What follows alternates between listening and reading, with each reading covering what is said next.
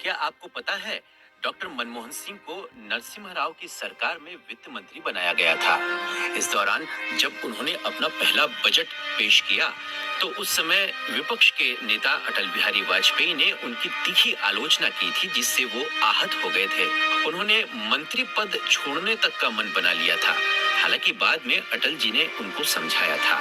प्रधानमंत्री बनने से पहले डॉक्टर मनमोहन सिंह देश के वित्त मंत्री भी रहे।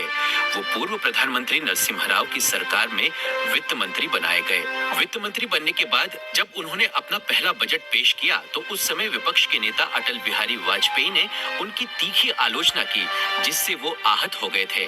उन्होंने मंत्री पद छोड़ने का मन तक बना लिया था। ये बात जैसे ही प्रधानमंत्री नरसिम्हा राव को पता चली तो उन्होंने फोन पर इस बात की जानकारी अटल जी को दी। बताया जाता है कि इसके बाद अटल जी ने खुद उनसे मुलाकात की और उन्हें ये समझाने की कोशिश की कि उनकी आलोचना राजनीतिक थी, उसे वो बिल्कुल भी अन्यथा न ले। हालांकि उसके बाद अटल जी और मनमोहन सिंह दोनों अच्छे दोस्त बन गए। दोनों के बीच रिश्तों की ये गर्मजोशी बाद में दिखी। अटल जी बाद में जब बीमारी से ग्रसित थे तो उनसे नियमित मिलने वालों में डॉक्टर मनमोहन सिंह भी रहते थे। पूर्व प्रधानमंत्री डॉक्टर मनमोहन सिंह की कर्तव्य निष्ठा के पीएम मोदी भी मुरीद थे। हाल ही में राज्यसभा में उनके कार्यकाल के खत्म होने के मौके पर दिए जा रहे विदाई भाषण के दौरान पीएम मोदी ने भरे सदन में न सिर्फ उनकी खुलकर तारीफ की, बल्कि सांसदों से उनसे प्रेरणा लेने को कहा था। पीएम मोदी ने कहा था कि हाल ही में वो एक विधेयक के दौरान व्हील चेयर पर बैठकर सदन में आए थे, ये जानते हुए भी कि विधेयक में सत्ता पक्ष की जीत तय है। एक सांसद अपने दायित्व के लिए कितना सजग है, इसके वो उदाहरण थे।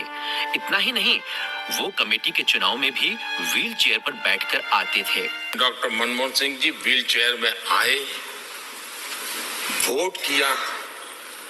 एक सांसद अपने दायित्व के लिए कितना सजग है, उसका वो उदाहरण है।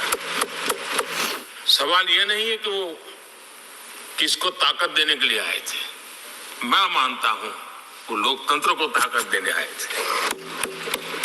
पूर्व प्रधानमंत्री डॉक्टर मनमोहन सिंह की पहचान भले ही देश के अर्थशास्त्री के रूप में होती है, लेकिन वो एक शिक्षाविद भी थे।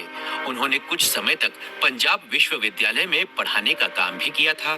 बाद में 1991 में वो विश्वविद्यालय अनुदान आयोग यानी यूजीसी के अध्यक्ष भी रहे।